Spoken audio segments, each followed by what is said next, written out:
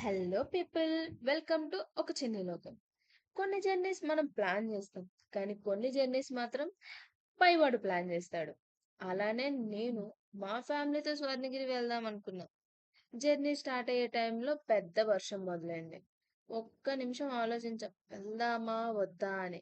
కానీ ఎందుకో ఆ క్షణం ఒకటే అనిపించింది, ఏ రోజు పిలుపు వచ్చింది, వెళ్ళాలి అని. అందుకే ఆ వర్షాన్ని పట్టించుకోకుండా మా జర్నీ కంటిన్యూ చేసాం. మనం చిన్నప్పటి నుంచి వింటూనే ఉంటాం కదా!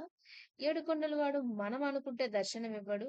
ఆయన పిలిస్తే దర్శనం దొరుకుతుంది అని. ఆ మాట ఆ రోజు మా జీవితంలో నిజంగా నిజమైందనిపించింది. జర్నీ మధ్యలో ట్రాఫిక్ జామ్, వర్షం ఇలా డిలే అవుతూనే ఉంది.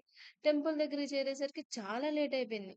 ఒకటే టెన్షన్, టెంపుల్ క్లోజ్ అయిపోతుందేమో, దర్శనం దొరుకుతుందా లేదా అని. కానీ ఫైనల్లీ మేమందరం ఆ స్వామివారి దర్శనం చేసుకున్నాం. ఆ క్షణంలో ఉన్న ప్రశాంతత, ఆ ఆనందం మాటల్లో చెప్పలేం. కొన్ని ఫీలింగ్స్ అంతే కదా! Words can't describe. ఆ రోజు నాకు ఒక్కటే అర్థమైంది. మనం ప్లాన్ చేసిన ప్రతి జర్నీ సక్సెస్ అవ్వకపోవచ్చు కానీ, దేవుడు పిలిచిన జర్నీ ఎప్పుడు ఇన్‌కంప్లీట్ అవ్వదు. ఈ బ్యూటిఫుల్ మెమోరీస్‌ని మీతో షేర్ చేసుకోవడం నాకు చాలా హ్యాపీగా ఉంది. మీరు కూడా ఎప్పుడైనా స్వర్ణగిరి వెళ్లారా?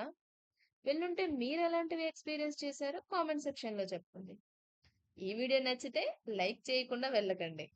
అండ్ ఇంతవరకు నా ఛానల్‌ని సబ్స్క్రైబ్ చేయని వాళ్ళు త్వరగా నా లోకంకి వచ్చేయండి.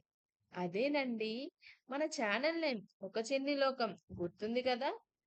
అండ్ మళ్ళీ ఇంకొక బ్యూటిఫుల్ జర్నీలో కలుద్దాం. అంతవరకు బాయ్.